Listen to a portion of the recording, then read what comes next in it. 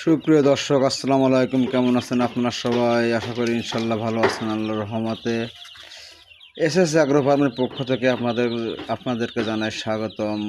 আপনারা দেখতে পাচ্ছেন আমরা বিগত 15 থেকে 16 দিন আগে যে মিশরীয় ফার্মি মুরগি এনেছিলাম, সেই ফার্মি মুরগি ছোটো লোম পড়ে গিয়ে নতুন লোম উঠছে।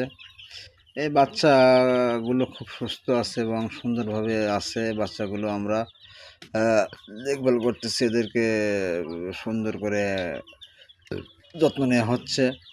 কারণ আমাদের 100 মুরগি আনা হয়েছিল, 100 মুরগি থেকে 2টো মুরগি মারা গেছে বাচ্চা। আর তারপরে একটা মুরগি ইনশাল্লাহ আর মরেনি। আপনারা আমাদেরকে সাপোর্ট দেবেন এবং আমাদের সাথে থাকবেন। দেখুন মুরগি বাচ্চাগুলোকে চালাক বা চতুরভাবে চলাচল করতেছে। খুব সুস্থ একটা পরিবেশের অবস্থায় আছে।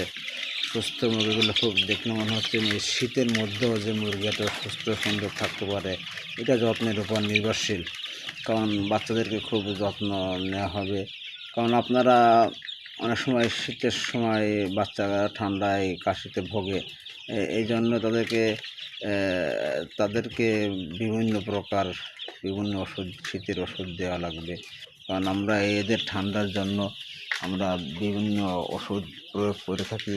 এখন দেখতে পাচ্ছেন আমাদের কোয়েল পাখি। এই কোয়েল পাখি আমরা প্রায় 45 দিন আগে আমরা বাচ্চা আনছিলাম। এই কোয়েল পাখির ডিম দিতেছে। এর ভিতরে এখন সকালে আমরা ডিম সংগ্রহ করছি। সকালে আমাদের 80টে মায়া কোয়েল পাখি আছে। 80টে মায়া কোয়েল পাখি থেকে আমরা 65টে ডিম পেয়েছি এবং 20টে কোয়েল পাখি আছে। এটা পুরুষ বাবু মাদ্দা। আমরা এটা ইনকিউবেটরের মাধ্যমে আমরা ডিম ফোটাবো।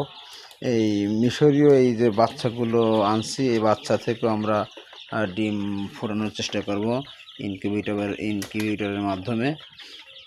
আমরা অলরেডি এই কোয়েল পাখির ডিম সেল শুরু করছি। দেখতে পাচ্ছেন ওই যে সাদা সাদা ওই যে কোয়েল পাখির ডিম। এই কোয়েল পাখির ডিম যদি আপনাদের কারো লাগে, আপনারা আমাদের সাথে যোগাযোগ করবেন এবং কোয়েল পাখির বাচ্চাও যদি লাগে তাহলে আমরা দিতে পারবো, আমাদের সাথে যোগাযোগ করবেন। ধন্যবাদ সবাইকে। খামার বাড়ি এসএস অ্যাগ্রো ফার্মের পক্ষ থেকে। আপনারা যদি আমাদের ইউটিউব চ্যানেলে নতুন হয়ে থাকেন বা আমাদের ফেসবুক পেজে যদি নতুন হয়ে থাকেন তাহলে আমাদের ফেসবুক পেজটা ফলো দিয়ে পাশে থাকবেন। আপনাদের সবাইকে ধন্যবাদ জানিয়ে আজকের মতো এখানে ভিডিও শেষ করতেছি। সবাই ভালো থাকবেন। আল্লাহ।